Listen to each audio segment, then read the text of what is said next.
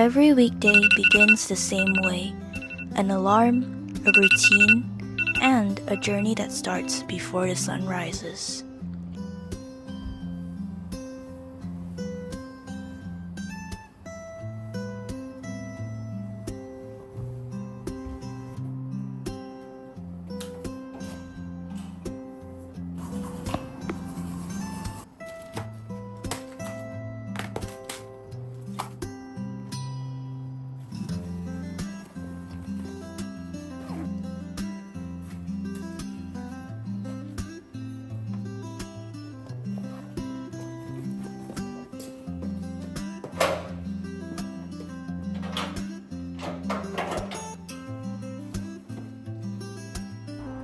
This is a commuter student, traveling long distances between home and university. Not once in a while, but every day. Every morning I wake up at 6 or before 6 to get ready before 6:30. And then 6:30 I'll rush to the MRT station and then I take MRT 1.5 hours. For commuter students, a large part of student life happens in transit. Not at home, not on campus, but somewhere in between. Rest doesn't come easily on the move. The noise, the lights, the crowd. Sleep on the MRT is never enough, so every night, rest has to be planned carefully. I need to get enough of sleep because if I didn't get enough of sleep before I go to MRT, I cannot sleep inside MRT. MRT is too wobbly. It's hard to sleep.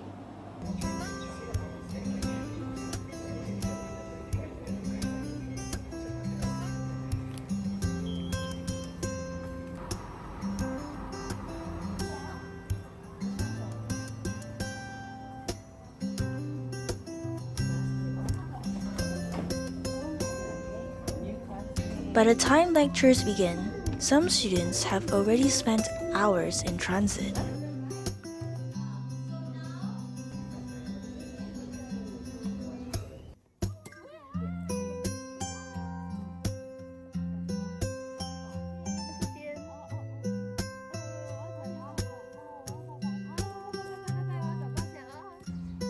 Over time, commuting shapes more than schedules. It shapes energy, mood, and mental focus. Of course, because as I said, I cannot sleep inside MRT. So if I didn't get enough sleep before the day, I cannot concentrate enough. Sometimes if your lecturer talks too slow, and then I'll get distracted with my phone, and then I cannot focus lah, and then I'll fall asleep lor.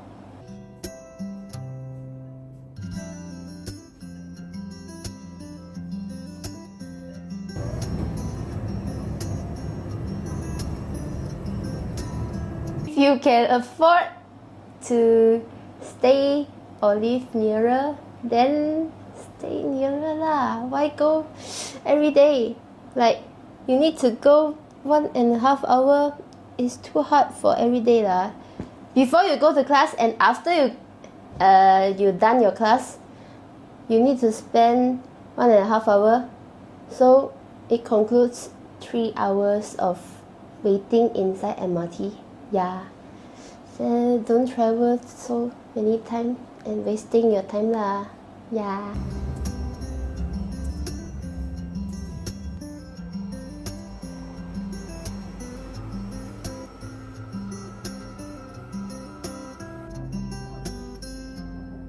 What stands out isn't just the distance, it's the ability to adapt, to plan, to continue.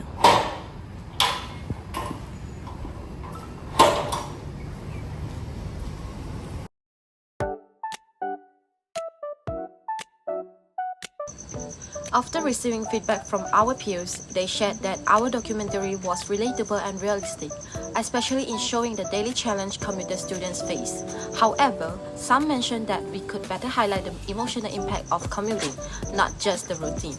This feedback helped us realize the importance of showing both experience and feelings.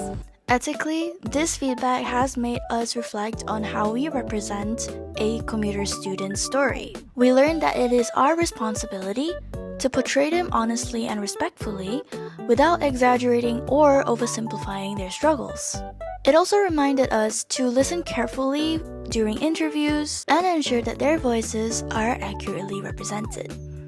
Overall, this project can increase our self-awareness and accountability as a team. We learn to be more responsive to feedback and mindful of the impact our work has on others. Moving forward, we will apply this ethical consideration by being more thoughtful in storytelling and more respectful while representing for real student experience.